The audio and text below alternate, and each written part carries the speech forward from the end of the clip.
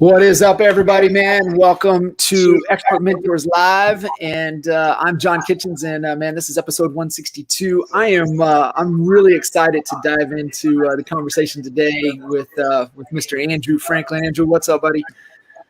Hey, buddy, how are you doing, man? Thanks for having me.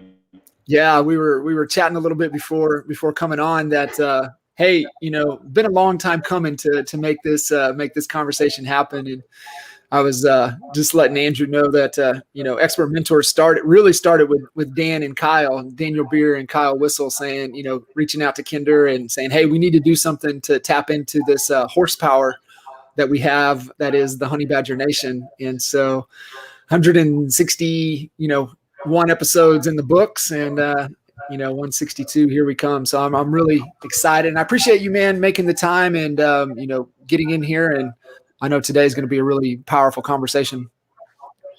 Yeah, man, I'm excited. And I was joking when I saw the title, your team came up with Building an Empire. Nothing to do with what I said. And that's the poster that I get to look at every morning before I start working. So super impressed with how your team just set everything up and picked a title that could have been for me. I mean, so I've watched a lot of these, and you're right, man. So many powerful people. I remember watching Tina's and so many others, just like stuff that people would pay a lot of money to get, and I'm just honored to be here.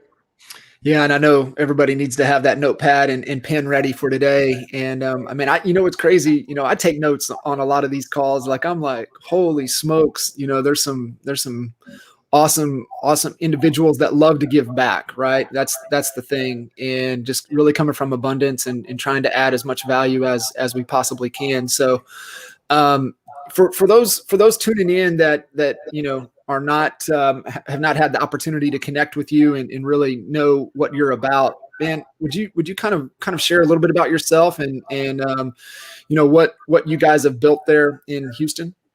Yeah, absolutely. So my dad started in real estate in the early 80s, just as a realtor, got laid off from a job, and had my sister. I wasn't born yet.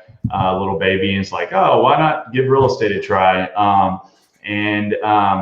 Started his career at Century 21 for a couple years, and then we were at Remax for 32 years after that.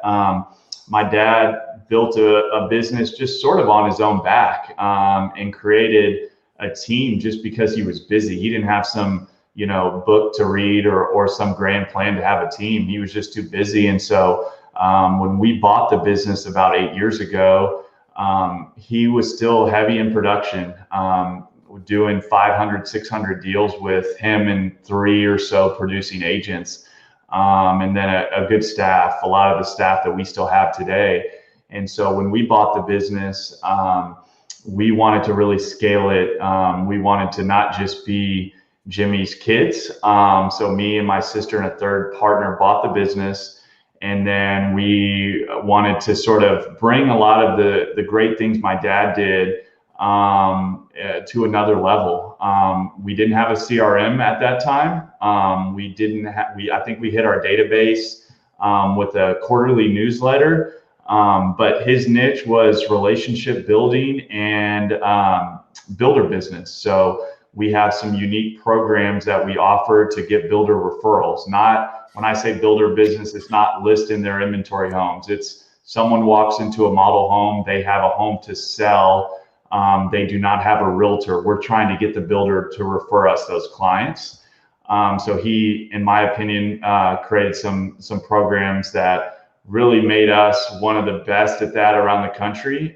So we still do that, but we've really expanded through that, and that's allowed us to grow. So we now have approaching 25 agents. We'll do about 2,000 homes this year, and north of 600 million. So Giddy up. And that's just out of those 25 agents that'll hit those numbers. Yeah, and the agent count growth has, as builder business, because of this market, has dried up a little bit. We've been pivoting for a long time, and so we started to add more agents and do more of the traditional, what I call traditional real estate, sphere and open houses, and we now have ISAs, which we never had, and so really 5 of those agents have been added in the last month. So yeah, 20, I would say. Of those, 20 of those are those production, but the plan is to go from 25 agents to 40 agents, if the things we're doing is working. As far as we're very sensitive. We always want to be a group that has high production per agent, and we don't.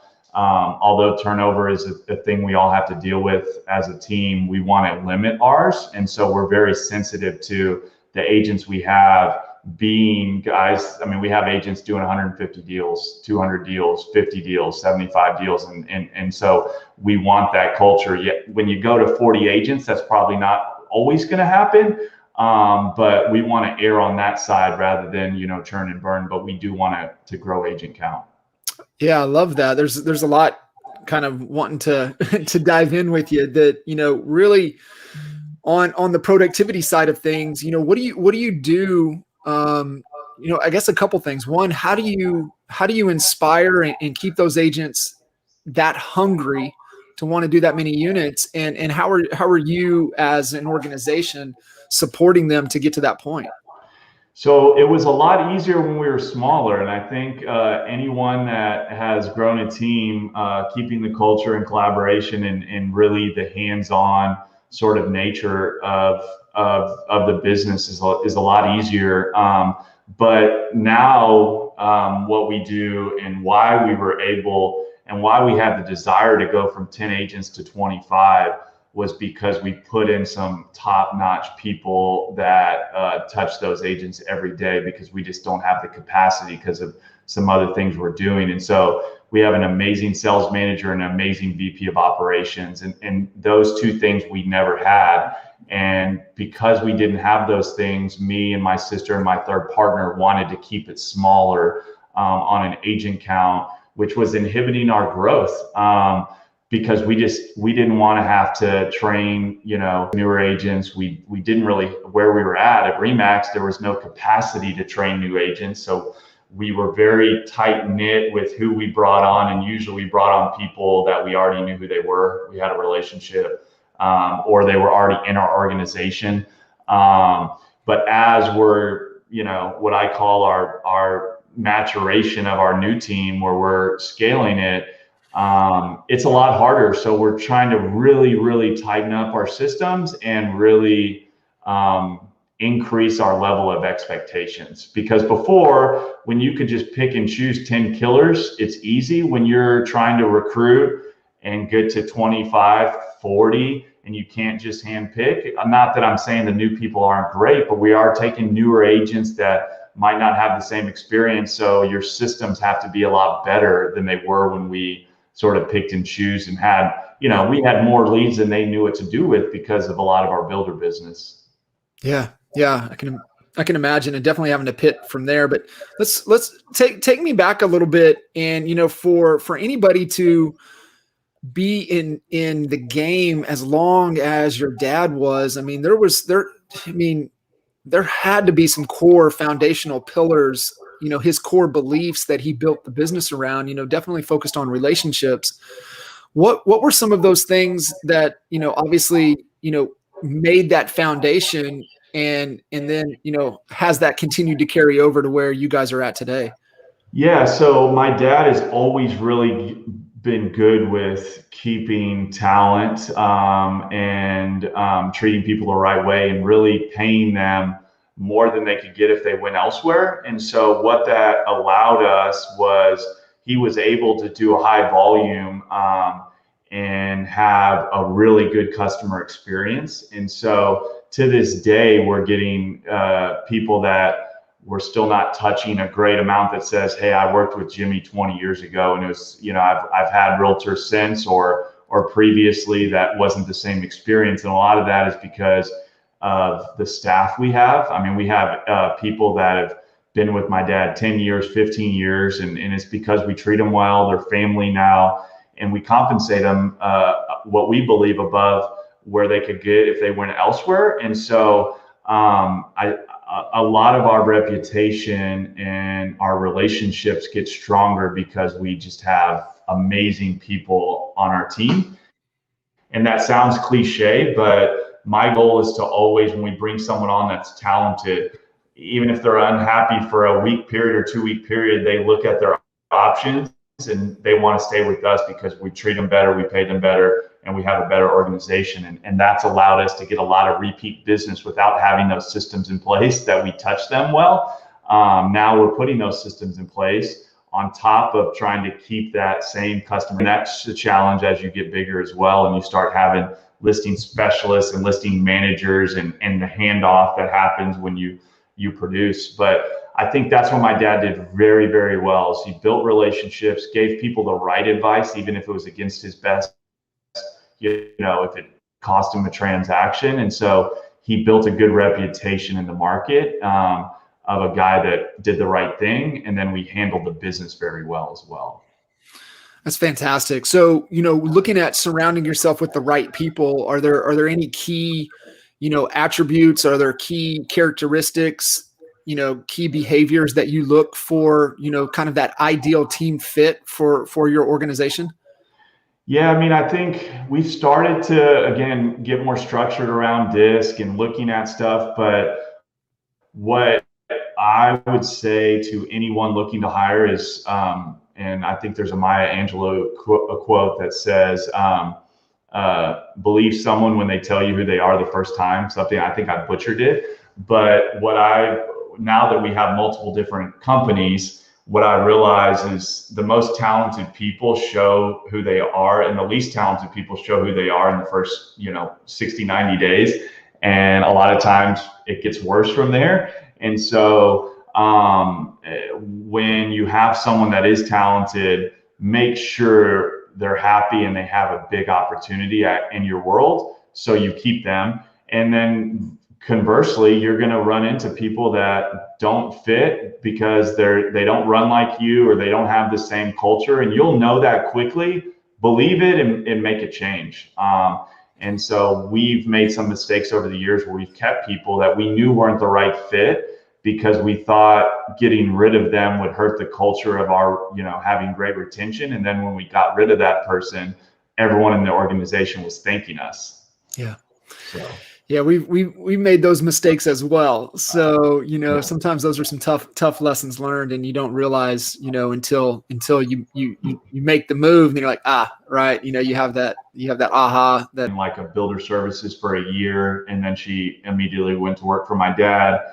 Andy was a mortgage guy that was our mortgage partner that we recruited over or my dad recruited over to be his right hand. But my dad always told me the realtor was going to go away. I graduated in 2008. It was the first time ever in his 30-something years that his business didn't grow. He still did 100+ million, but he thought it was going to go from 100 million to 80 to 60. And so my dad didn't graduate college. I went to a good school on the East Coast. And so he always talked to me about business and money. And at 19, when I started, when I went to this college and started having relationships at the school, I sort of figured out what's the most money I can make as a 22-year-old when I graduate. And a lot of people in my fraternity went into investment banking on Wall Street. And so that's what I did. I knew sophomore year, that's what I wanted to do. So all mergers and acquisitions, so helping companies sell or helping companies buy other companies. And so I did that for 6 years as my dad's business after 08 got better in 09 and better in 10 and better in 11.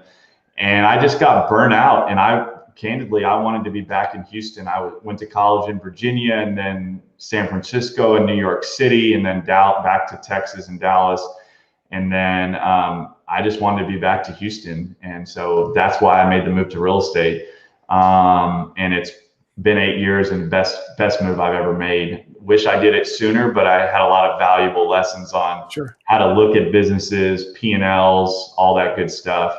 So I wouldn't change that for anything, but my dad was talking me out of real estate for a long time. Yeah. Jay's dad kind of, forced us, there was a point to where, taking over the franchise, his dad's had Caldwell Banker there, since, the 90s. And, that was the move, right? But he kept saying, are you sure? Do the math. Are you sure? And, without that push, we would have never done the math. And we did the math, and we knew that wasn't the move we wanted to make. So, we went independent and, stayed in the independent capacity until EXP.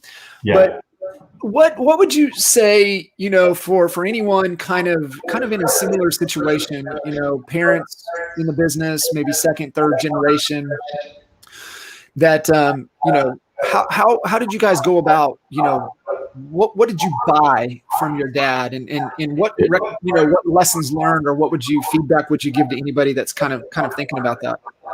Yeah, I think that's a great question. So the way we did it, and be very open, we did it over a 5-year seller note. I mean, it was, my dad's my best friend, my sister's my best friend, my sister and dad are close, but we did it all legally, all, with only one person looked at the agreement. It was me, so they don't even know what's in there. But there is a legal agreement.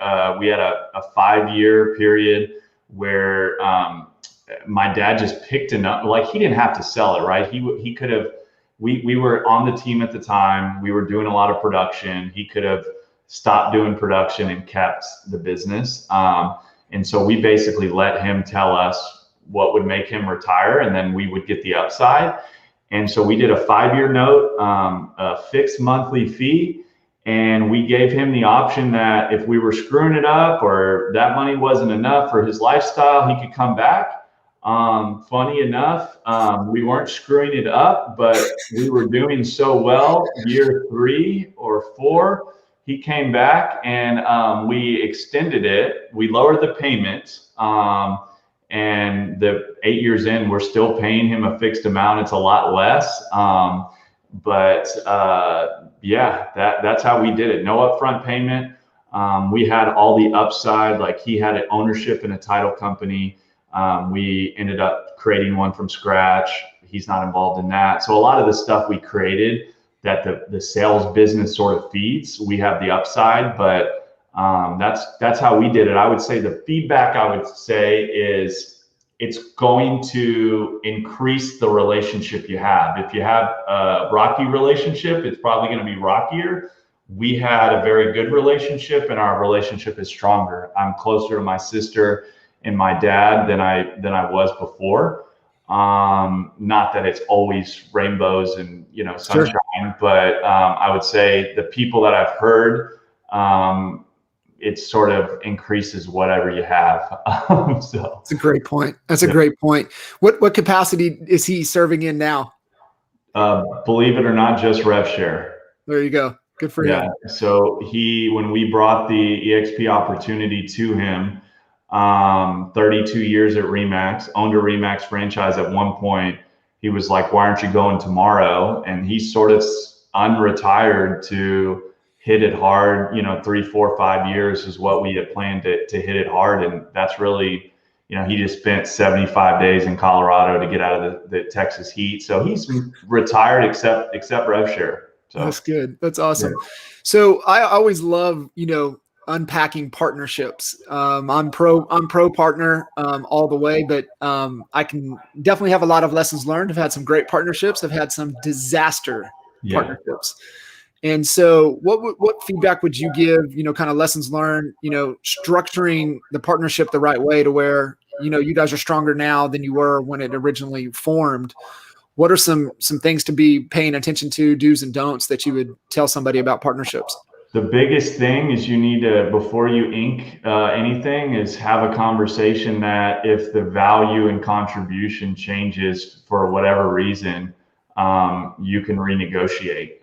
Not that we've done that, but I think we've always said that, hey, if one of us is contributing more than the next, even though we're family, we all need to, and we don't even need to have a legal agreement to change it, but we need to have the understanding that we went in it with eyes wide open in one thing, and if you had kids or you decided you want to tool back or so-and-so is just killing it, that partnership can change. I think resentment happens in a partnership when you thought you were going to get something from a partner and now you're stuck with them and stuck with what they get compensated.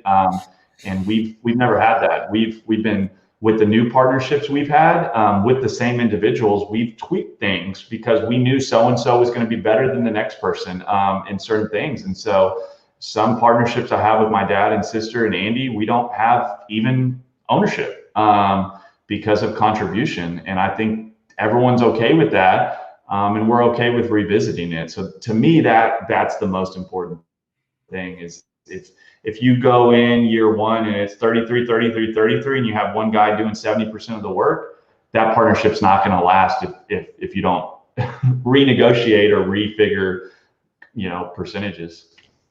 Man, that might be one of the best nuggets out of all 162 expert mentors, is that little nugget right there. And for everybody listening in, is that you have to give each other permission, because the value in because how it starts is not how it's going to be. It always evolves. It always changes.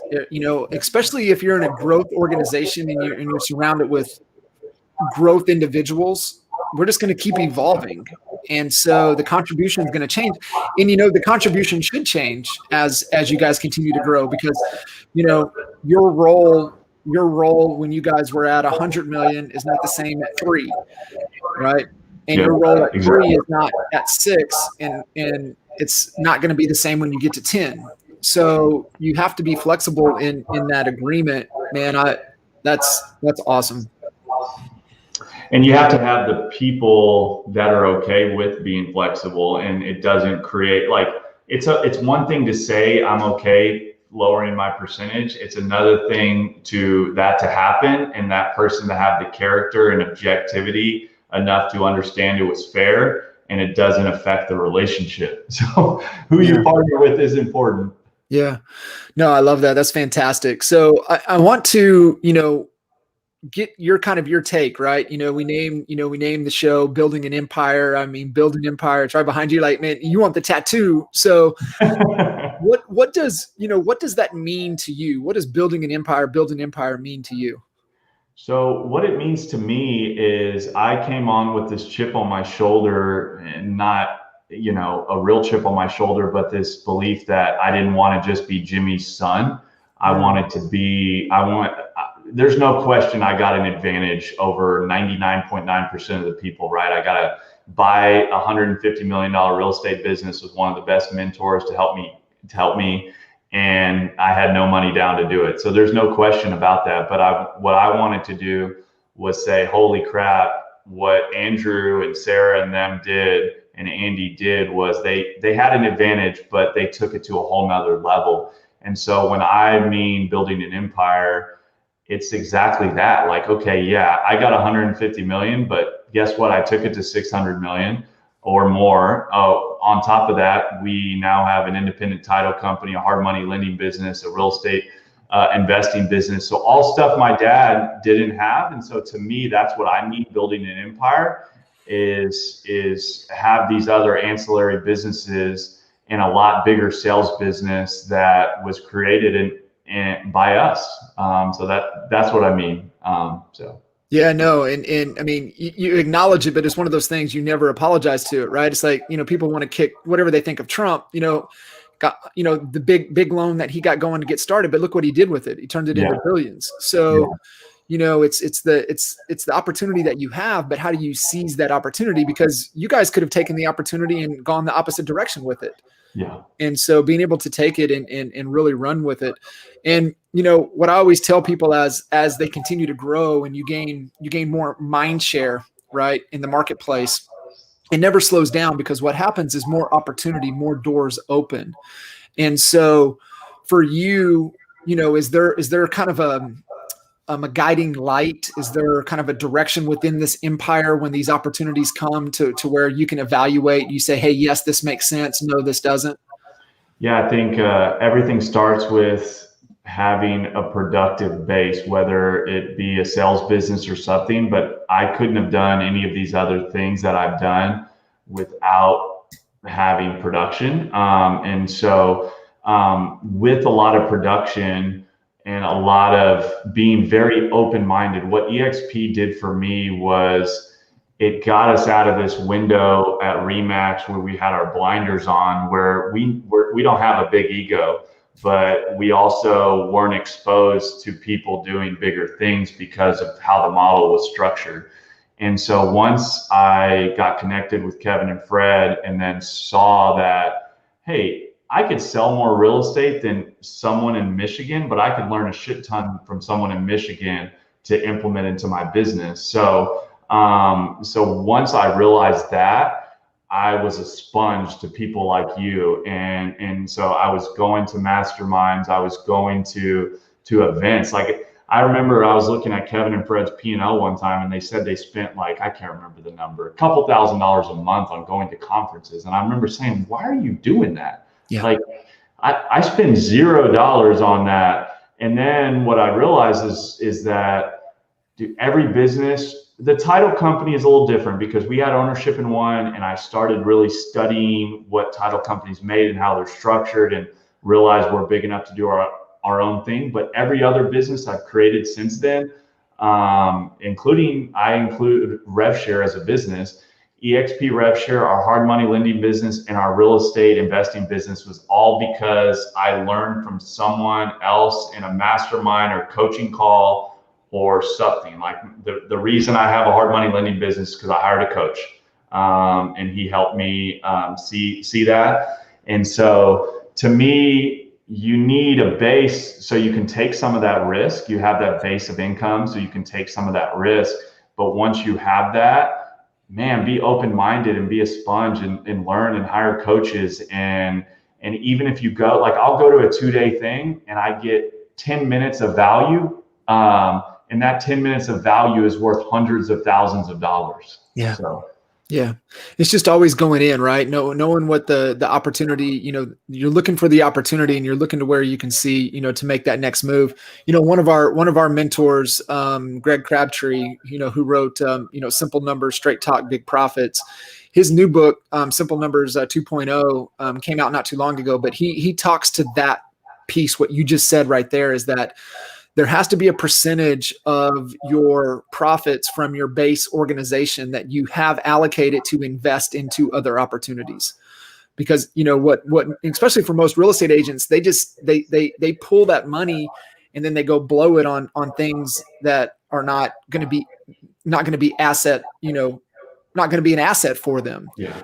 And but being able to have that and keep that in mind, Holly had Sharon Lecter on her podcast not too long ago. And Sharon Lecter was the one that ran Rich Dad, Poor Dad Foundation. Kiyosaki went to her to run it and partner it. So most people don't know that.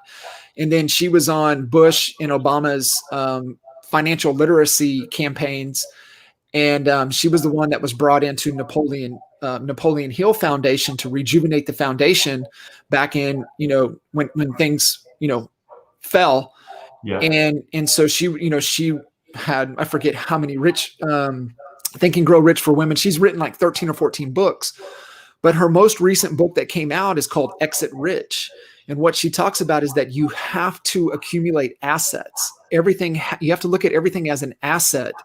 And she's even talking within your business, and I'm sure you guys have done this as well at your size. You've had to is create those standard operating procedures, right? Those are assets inside of your business. And looking at everything, how can I continue to build a portfolio of assets that will serve us for a long time? And obviously what you guys are doing, I mean, you guys are building generational wealth. So it's pretty cool to see. Yeah, the crazy thing is I still spend most of my time, even though I'm out of production, on the Franklin team. But I'm year 3 or 4 into the title company, and this year I'll probably make similar money from the title. I spend 5 hours a week, maybe at the title company. I'll make similar money on the title side and other. So the crazy thing is these ancillary businesses very soon will be bigger than the sales business piece of it, which is crazy to think of it because the sales business feeds a lot of that in the relationships. But and I spend a lot less time because a lot of times it's a lot easier setting up a business, what you know, than changing a 30-year business. So yeah, being able to morph it is key and kind of make those pivots like you had talked about. So you guys have been, like you said, strong on the builder side of business. Where do you see that? I mean, obviously you guys made the pivot. Where do you guys see things kind of moving forward over the next couple of years as it pertains to builder business, or where, you know, we need to be as agents in guiding our organizations and our businesses, the direction we need to be paying attention to? So on the builder side, I think in order to get builder business, you have to have a relationship and you have to bring some value to that relationship. They're an amazing referral source because if you think about the makeup of a builder salesperson, and when I say builder business, someone that's like sitting in a model home 5 days a week and has an assistant 2 days a week. So the big production guys that have an on-site salesperson, they are an amazing resource for a realtor. And I think a lot of realtors believe that they are the client of the builder because they have the buyer. They're the one bringing the buyer. And so the builder should be taking me to lunch and giving me stuff because I could tell them to go to this builder or this community. We have the exact opposite mindset is that builder salesperson and that builder manager is my client. So we're the one, when the check comes at lunch, we're paying for it.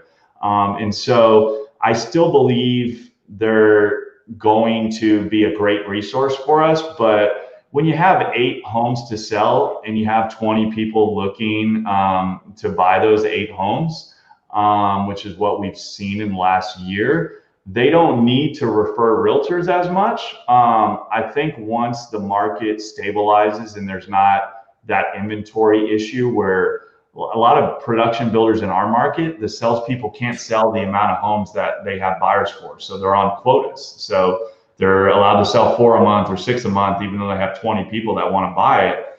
Until that changes, our builder business is going to be not as robust because what we've done is we've created programs around getting them incremental sales and eliminating bust outs. And so when the sell cycle is 2, 3, 4 weeks where that client is, hey, do I want to buy this new house? What's my home worth? That's when we get the referral. When that sell cycle is 1 hour or you got to be put on a waiting list, that referral doesn't exist. Right. And so we've been pivoting for a couple years just in case that went away. It was 60% of our business. And it's definitely shrunk. But because we have been pivoting for a long time, we've been able to really weather that storm. But I think it's going to come back. And I think once the market is more in equilibrium, those referrals will exist again. So I think what I would say to the listeners is think of the builder as a referral source, not as someone I bring clients to, contract to buy a house. Like, yeah, you're going to have clients for them, but they're sitting in a model home with their assistant 60 plus hours a week. And they're seeing a lot of unrepresented buyers who are sellers as well.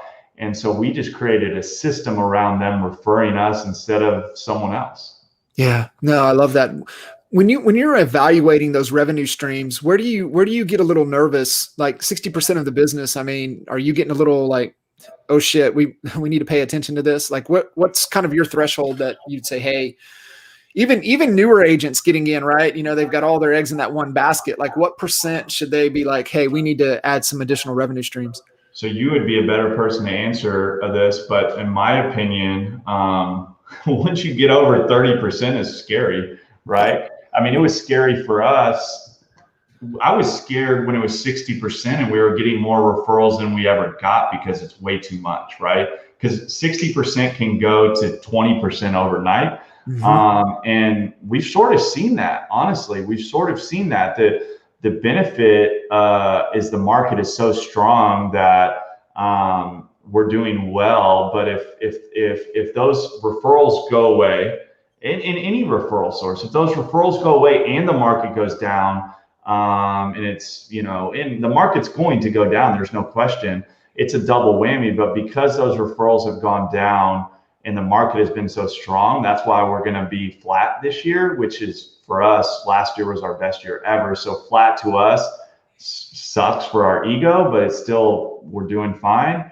But I would say, man, if you have a leg that's a big leg and it's more than 30%, be scared. I've been scared ever since I sort of took over the business, because that leg was so big for us. Man, my buddy, we've been saying this for the last 15 years, right? This is the Andy Grove, only the paranoid survive.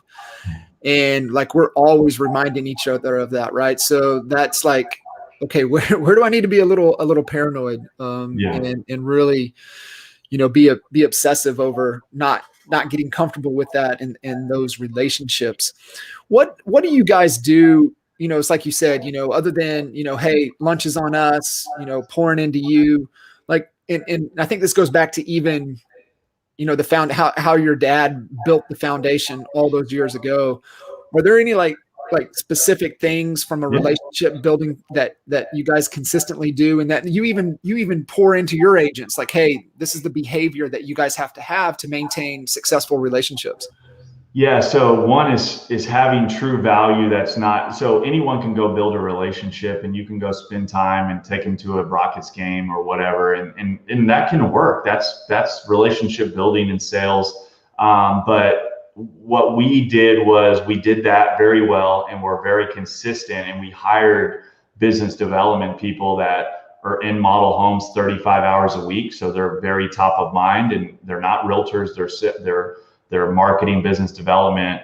So that's one piece. But the big piece is you have to have some value to help their life get better. And our value was, and people have copied this over the years, so it's not new, but we were one of the first ones to do it, is, if you put us on the new home contract, because you're going to, in our market in Texas, people put realtors on new home contracts 90% of the time. And so we're going to the salesperson and say, hey, why don't you control who they put on the new home contract? We'll have these programs to offer to help your life better, right?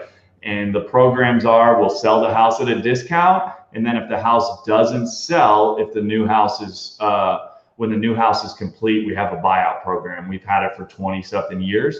And so what it does for the salesperson when we're taking them to lunch is we're saying, hey, these programs are going to help you get people on paper quicker. And it's going to, how many deals have you had where the person was ready to close on their new house and the house didn't sell? Oh, I had one 3 months ago. Like, not in this market, right, last year, but in every other market, a salesperson that resonates with. And so we talk about our buyout program. And so we're not just asking for a referral, we're giving them something of value that can help their life be easier. And then when we have those scenarios where the house doesn't sell and we buy it and they get an incremental sale, then we're pounding our chest to everyone in the organization and reinforcing our value to them. Hey, John over here referred us somebody. The client's house busted out at the last minute, but don't worry, we bought the house. And so Susie, coworker of her at the builder, is now like, wow, John got a sale. I just had a bust out. If I would have referred the Franklins, I would have got that. So you have to have some value besides the relationship. You have to hold their houses open. You have to have some program that helps their life easier. And ours was our, move up, buyout program, free listing program. I love that, man. I've really subscribed to the belief that, you should never have to ask for a referral, because you're making so many deposits of value into their life, in helping their life, like how you said, making their life better. Yeah. So, part of the relationship is knowing their pain points, and how can you, like you said, create programs, create items of value to help them, overcome those challenges and those obstacles they have. And you'll never have to ask for a referral. The guys at Digital Marketer are, the only time you ask for a referral is when you will get it 100% of the time. That's it. And I'm like, I believe that too. So I think it's just all about just value. It's funny you say that, John, because I feel like I'm a terrible salesperson. I never ask for the sale. I never ask for the referral. I build a good relationship. I care about the person, but like, I'm just not that guy that's going to be like, okay, are you ready to buy this house? Or are you ready to send me a referral? Like, it just makes me feel icky. And so you're exactly right. And you don't have to, right? If the relationship is strong enough or the value is good enough, they're going to call you. And I always thought I was a shitty salesperson, but that made me feel better that there is a way to do it, and it's worked. But I always just thought it was, it was because our team had such a good name. But you're exactly right. Like, there are people that the pushy salesperson asking can work. It's just not a good fit for me personally. There's questions you can kind of ask, but usually at the point you've added enough value, they're asking you, hey, Andrew, what's the next step? Yeah. Right. And so that's always, really just a good place to come from. And if you're not getting that, you're just not adding enough value. And, you go back to Adam Grant's, give and take. Are you a giver or are you a taker? Now, they have that, that other kind of in between. Sometimes you need to be a giver. Sometimes you need to be a taker. But what side do you dominantly live on? And I just know life. I mean, life for me is happier when I know I'm giving. And it's just easier for me to sleep at night knowing that's going down. Well, and those referrals, and that's what I tell people that want to get into builder business and that we train people in EXP or a retro group, is like, these referrals are so warm because the value is so strong that by the time the salesperson has talked to John, the consumer, John is banging down my door to meet with us. And Kevin and Fred, they spent some time with me, and like, this was a time where we're getting a lot of builder business, and they were in Houston with me, and I got like 6 come list me calls in like a 48-hour period. And it's because the value I gave that salesperson is saying how great our programs are. They're telling about how we helped save a deal. And so all I have to do at that point with that kind of referral is not screw it up. Right. You better, figure out what the situation is and be able to, produce the outcome that needs to be there. Yeah. So it's fantastic. So as you guys are pivoting and you're growing, what does, support wise, the team structure support wise for the agents kind of look like at this point for you guys? Cause I mean, you're virtual. So, I mean, you're leading virtually. And what are the other key components that's allowing you guys to deliver the promise to the agents, but also make sure that the agents are delivering the promise to the buyers and sellers?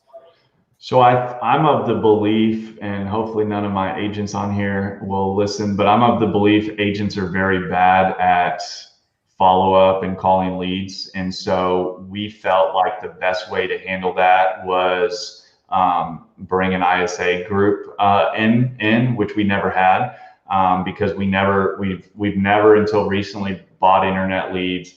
We've never really done prospecting, calling FSBOs or expireds or anything. We still don't do the prospecting, but we have spent some money on some new lead sources as the builder business has slowed down. And with those investments in those leads, we felt like taking it out of the agent's hands and having ISAs that are on our payroll that we can control, that are not a 1099 person, right? It's an employee, and we can track it a little bit better in everything that you can't do as well at a 1099 agent. Yeah, you still have control. They're still on the team, but it's a little different when you're paying them a salary.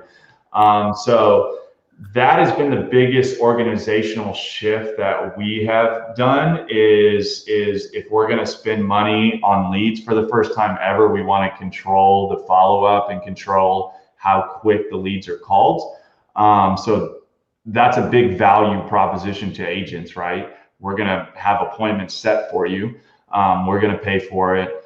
And now from an organizational perspective, why we were able to go from 10 to 25 is that day 0 to day 90 is tighter than it's ever been for us, onboarding and getting them into production immediately and getting them wins like closings and pendings immediately. Before, when we didn't have the sales manager, the VP of ops, or the structure around day 0 to 90, it was up to the agent to succeed, right? If they went and,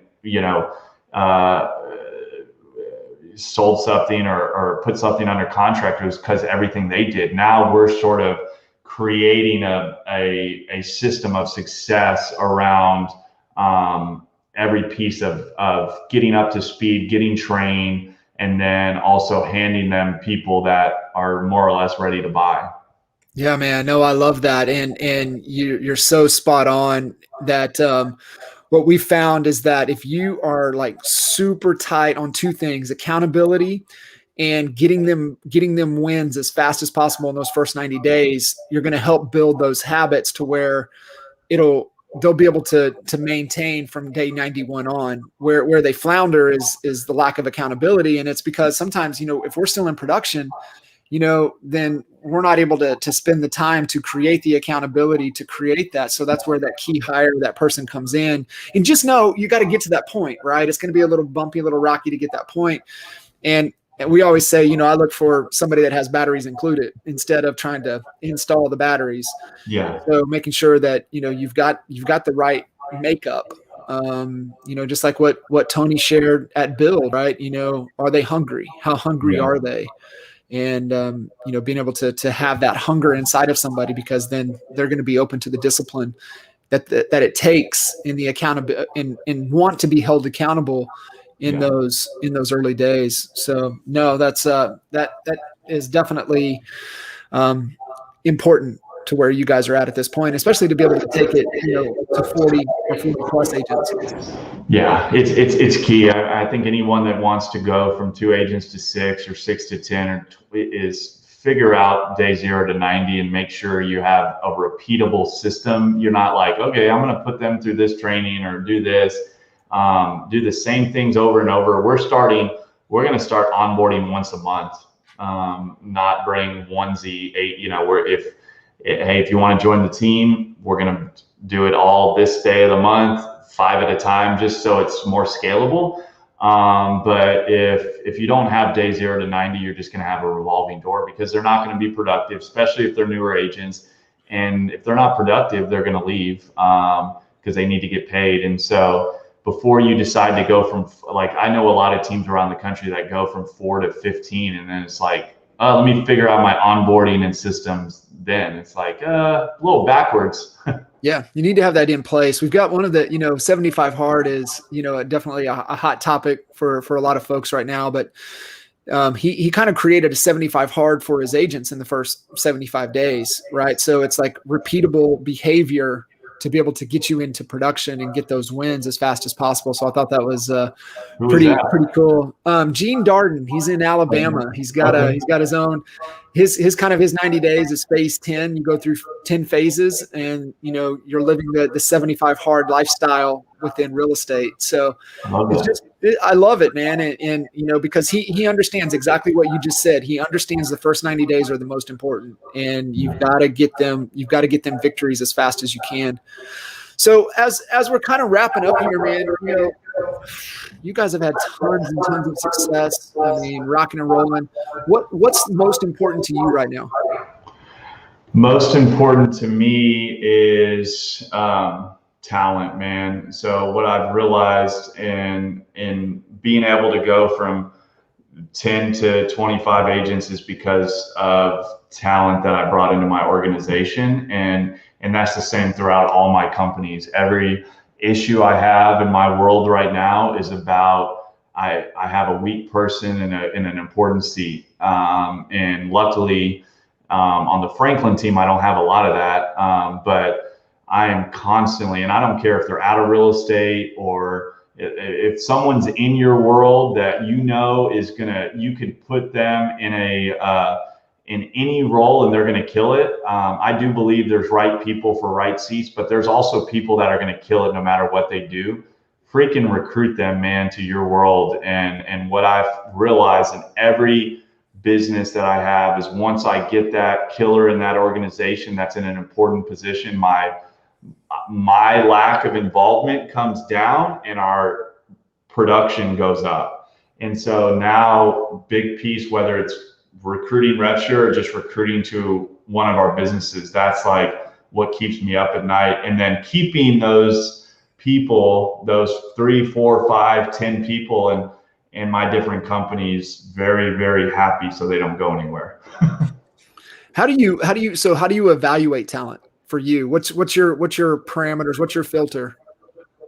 Gosh, to me, it's so easy. Once they're in your world and you're working with them on a daily basis, you see the guys that they could go and, into some other industry and they'll kill it there. There's those people, those top 2%. So I don't really feel like I need to evaluate. Like I just see it and I can see it quickly because they're doing stuff without you asking. They're drivers, right? And they care. They care at a level. You tell them, I have people in my world like, stop working at like salary people, stop working at 6 p.m. on a Saturday. I know someone emailed you, but that's a Monday thing.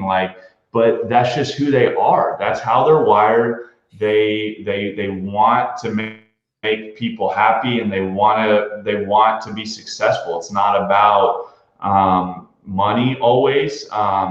And so when you see those people, give them a bigger opportunity than they currently have. And if you don't give them a big enough opportunity, they're going to leave you. And so the couple people I'm thinking of right now, like, I just want to make it where their world can get so big that they can't imagine ever leaving because the opportunity is so much bigger with me than it is elsewhere. Yeah. It's it's like the thing, teaching our kiddos, right? Hey, make sure you're making yourself irreplaceable at work. And when you do that, they'll pour into you so much, right? Because you're adding so much value back to the organization. So no, I love that, man. And I really appreciate you jumping in. This has been one of my definitely one of my favorite conversations. There's a lot of foundational principles for all of you guys listening in, that if you've got to build a foundation, and it's built on principles, it's built on key beliefs, and built on doing the right thing, or you don't get to empire status of where you guys are at and going. So thank you, man. Hey, I appreciate it, buddy. Hey, anybody wants to connect? What's the best way to reach out to you? Facebook Messenger. Find me on Facebook. I'm in the Honey Badger group. Tag me there, or you can Google, and my cell phone's all over the place. What I've realized about EXP is that everyone is so willing to help, and that's the culture of what we're building. So I don't care if you're not in our RevShare group. If I can help you, man, reach out. So. That's awesome, man. Thank you. And thank you guys for listening in. Make sure you guys give Andrew some love. And we'll see you guys on the next episode. See you. Thanks, buddy.